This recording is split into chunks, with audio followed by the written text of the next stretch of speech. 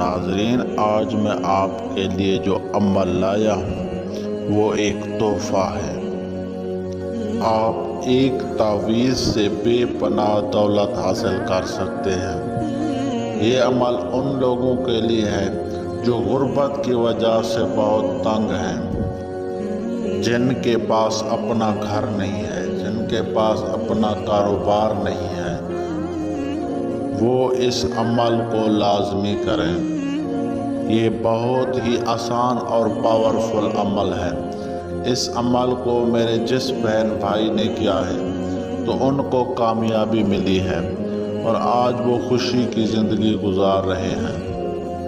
اس عمل کو کرنے سے آپ کی زندگی بدل جائے گی۔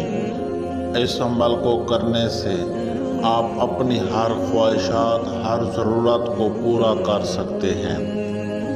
جو لوگ غربت کی وجہ سے بیرون ملک مزدوری کرتے ہیں یا ملازمت کرتے ہیں، وہ اس عمل کو لازمی کریں۔ اس عمل کو کرنے کے لیے کسی لوح امجاد کی یا باطنیات کی یا روحانیات کی، چلے کی، زکوٰۃ کی، کسی بھی چیز کی ضرورت نہیں ہے۔ اس عمل کو ہر عام اور خاص شخص کر سکتا ہے۔ یہ دولت والا عمل بہت ہی آسان سا عمل ہے۔ اس عمل کو ہر کوئی، عورت، مرد، بوڑھے، بچے سب آسانی کے ساتھ کر سکتے ہیں۔ اس عمل کو کمزور دل والے بھی کر سکتے ہیں۔ اس عمل کو کرنے سے پہلے آپ نے ہم سے اجازت ضرور لینی ہے۔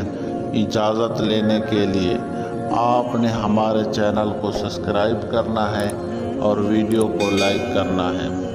اگر آپ یہ عمل نہیں کر سکتے، آپ کو ڈر لگتا ہے یا آپ بیرون ملک میں رہتے ہیں تو ہمارا واٹس ایپ نمبر موجود ہے۔ آپ ہم سے رابطہ کر کے یہ عمل ہم سے کرا سکتے ہیں۔ میرے بہت سے بہن بھائی کہتے ہیں کہ ہمیں عمل میں کامیابی نہیں ملتی کیونکہ آپ عمل کو اچھے طریقے سے نہیں سمجھتے اور ویڈیو کو پورا نہیں دیکھتے۔ آپ عمل کو اچھے طریقے سے سمجھیں۔ آپ نے اس عمل کو نیت اور یقین کے ساتھ کرنا ہے، جس سے آپ کو بے پناہ دولت ملے گی۔ عمل کا آسان طریقہ: آپ نے ایک سنسان جگہ پر چلے جانا ہے جہاں پر آپ کو کوئی بھی نہ دیکھے۔ یہ جو آپ کو سکرین پر تعویذ نظر آ رہا ہے، اس کو آپ نے اپنے ہاتھ سے لکھ لینا ہے اور اسے کالے دھاگے سے لپیٹ لینا ہے اور اس کے اوپر خوشبو لگا لینی ہے۔ آپ نے اس تعویذ کو کسی پرانے درخت کے نیچے دفن کر دینا ہے اور واپس آپ نے اپنے کمرے میں آ جانا ہے۔ آپ نے سو جانا ہے۔ جیسے ہی آپ کو نیند آئے گی، جیسے ہی آپ صبح اٹھیں گے تو آپ کے پاس غیبانہ طور پر دولت آنا شروع ہو جائے گی۔